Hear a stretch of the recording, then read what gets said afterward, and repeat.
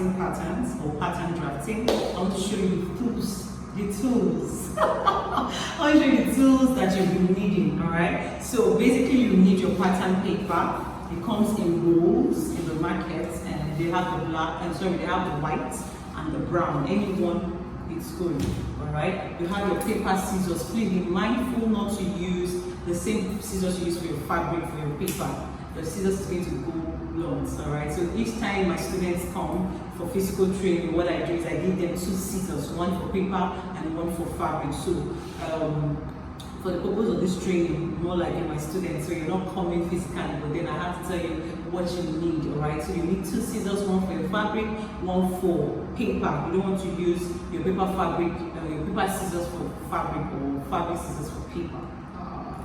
It will go bad, alright? So what you also need your tape rule, you need, sorry I said tape rule, yes you need tape rule actually. You need a tape rule, you need masking tape, you need your pencil, you need your eraser, you need a sharpener, you need pins, alright? I have so many sharpeners.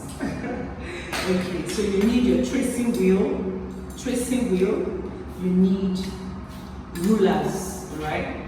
This is a curve ruler, we call it a hip curve, and they call this master pattern ruler or something, but then I use this for the straight ruler. You need a straight ruler, alright?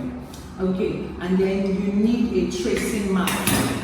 You need a tracing mat, and if you don't have tracing mat, or if you can't afford tracing mat for now, what you can use is carton, like your Indomie carton. You can just cut one part of it so that it protects your table. You don't want to trace and have all those marks happening on your table. So this, some people call it healing mats, but I call it tracing mats, right? So if you don't have this tracing mat, you can use the carton, right? You can use carton. Some people say you can use something like a carry board, but then carton is very regular. You can just get Indomie carton or any of these big cartons. You just cut it out and then you use, because of the training, you see what we use all these things for, alright? I think that's that for this session. Please, I think I talked about it. Bye.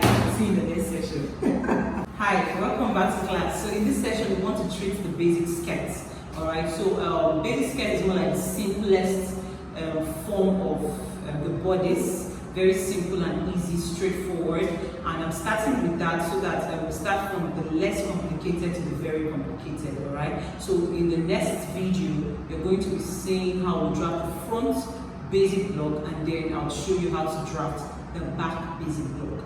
Very simplest method, very simple, just very simple. See you in the next session.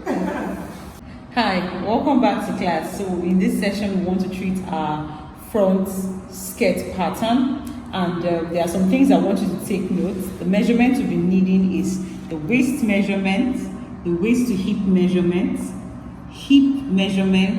waist measurement. I don't know if you can see this, but then let's go over again. The waist measurement, the waist to hip measurement, the hip measurement, the waist to knee measurement. So for the course of this class, the measurement I'm going to be using is the waist 30, waist to hip measurement 8, hip measurement 40, waist to knee measurement 23. Alright, and what I have done is I have divided it by 4. Okay, I've divided our measurement by 4. 30 divided by 4 is 7.5. Waist, I didn't divide that, so waist to hip measurement, there's no need to divide that. You're using that measurement exactly as it's going to be.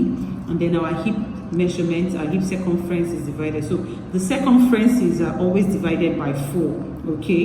And then the length, there's no need to divide your length. So 40 divided by 4 is 10. So what we're going to be using is 7.5, 8, 10, 23, all right? And then I want you to also take note of this word. You hear me say CF. CF means, okay, so CF means center front. Center front. C is center. Center. And CB means center back. Alright? Center front, center back. So whenever we're working with our patterns, wherever we're working with our patterns, you want to pay attention. So this is our center. All right, so for the skirt, we have center, from the center of our waist to the side. We're just using the half scale of our body, right? So center, front to the side front, okay? That's what we're going to be using here. All right, so come closer. So we have the center front. I'm going, this side of our pattern paper will be called the center front. I just want to be sure you can see what I'm doing. All right, so this side, this line here is going to be called our center front. So the next thing we want to do is draw a guideline. There's no measurement for this guideline, all right? There's no measurement for this guideline. We're just going to draw a straight line here. Okay, so once we have done this guideline, the next thing we want to do is take our waist measurement, which is 7.5. Our waist measurement, which is 7.5. I'm sure you can hear me clearly. All right, and we'll place on our center front. Remember, from this top edge to the top down of this pattern on this axis here is called our center front. Okay, so we're going to place our tape rule on the center front and mark 7.5. 7.5. All right.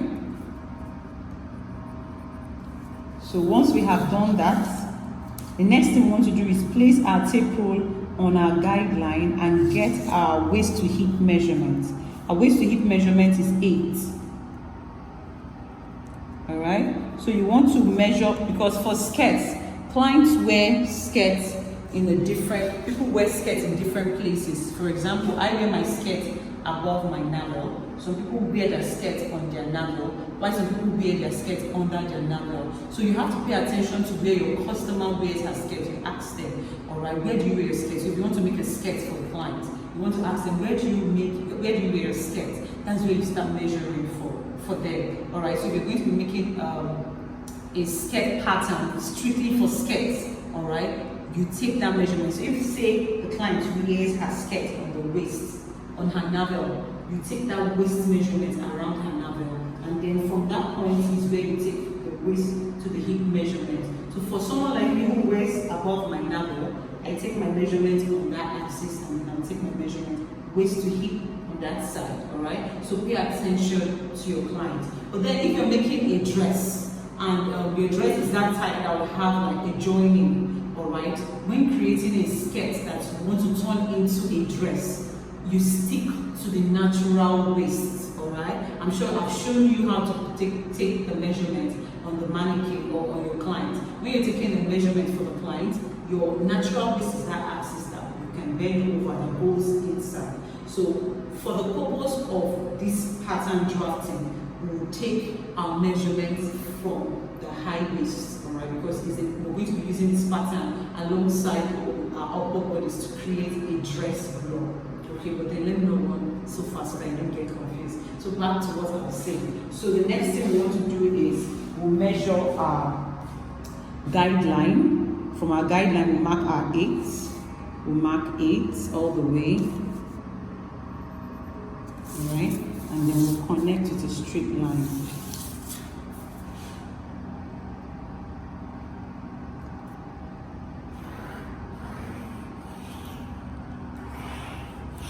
Connect with a straight line. All right, so what I have just done here is I want to get our hip level. Our hip level is the waist to hip measurement, and what I just did is noting that our waist to hip measurement is 8. All right, noting our hip to waist measurement is 8. I take my tape rule and place it and mark where 8 falls. I'll do the same thing, mark where 8 falls, and then I connect with a straight line. Now on this hip level, we want to mark out where our hip measurement falls. Now remember, the hip measurement is 40, and we did 40 divided by 4. 40 divided by 4 is 10, all right? Now I'll mark 10. remember to place, the reason I'm doing this way because I want you to see. However, you place your tape roll on the center front of your pattern and you mark where 10 stops here. You mark 10. Alright? And once you have done that, you take your ruler on this axis that is not too curvy. You don't want to do this. If you do this, your skirt is going to be bulky on the hip area. So you go to the almost straight part of your curve ruler, the almost straight part of your curve ruler, and then you connect with that line. So we're joining our waist point to our hip point, alright? Now the next thing we want to do, because our waist is not totally flat, on our guideline will come down by ½ inch. From this guideline here, we're coming down by half an inch. Alright? Once we have done that, we'll connect with this almost straight part of our ruler also.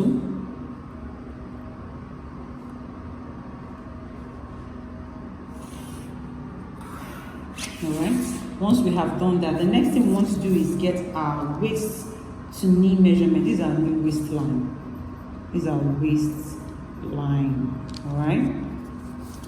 From our waistline, we'll mark our waist to knee measurement. Our waist to knee measurement.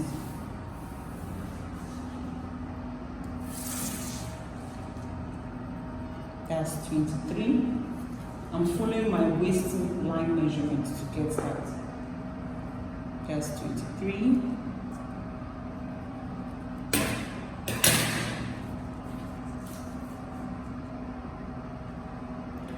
And then we'll mark 23. And then we'll take our ruler and draw a straight line. We'll connect it to the straight line. Once I have done that, I'm just going to take the measurement we got on our hip measurement. So our hip measurement is 10, and then I'm going to come from our center front here, from our center front, remember 10, and then I'll mark 10, alright? So even if you do this way, from center front to where 10 stops, we mark our 10.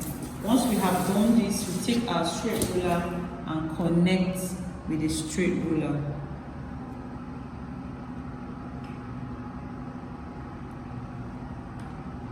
So with a straight line.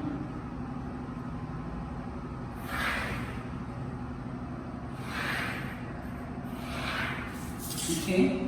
Once we have done this, we want to take our curve ruler and blend in this area of our skirt. We don't want it sharp, so we want to blend in with a curve. All right. We have just blended in with a curve. Remember, I connected with a straight line from here to here, and we had a sharp join here. So I just took this curvy area of our ruler to blend it so that we can get a curve around that area, and that's it. All right, and this is our front basic block pattern for Mrs. Victory.